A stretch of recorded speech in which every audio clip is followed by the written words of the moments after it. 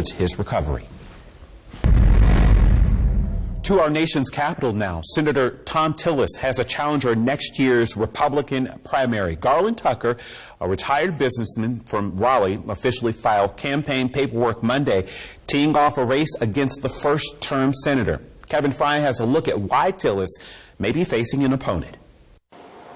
Right out the starting gate, Senator Tillis is trying to define this race on one central issue: support for the president. Donald Trump polls well amongst GOP voters, and the campaign manager for Tillis is already accusing the new opponent of forming an anti-Trump team.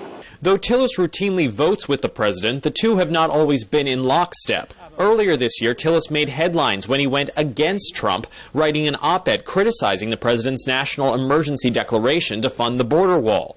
Days later, though, he reversed course, siding with the president on a resolution to block that emergency order. A lot has changed over the last 3 weeks. A discussion with the vice president, a number of senior administration officials. That episode led to criticism from the GOP base in North Carolina and inspired talk of a primary challenger. A recent Morning Consult poll shows 53% of Republican voters in North Carolina approve of Tillis's job performance. That's the second lowest approval rating among all Republican senators up for re-election in 2020. Underlining this point, in a recent interview, key Trump ally and fellow North Carolinian Congressman Mark Meadows declined an opportunity to endorse Tillis.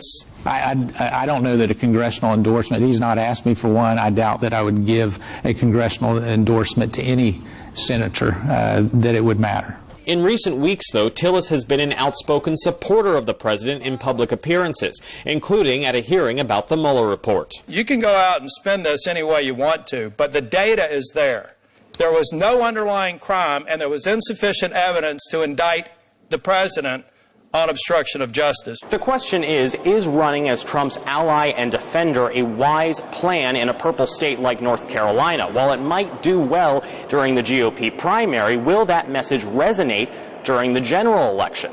That's the fine line Tillis and other GOP lawmakers will have to walk in 2020. Reporting in Washington, Kevin Fry, Spectrum News.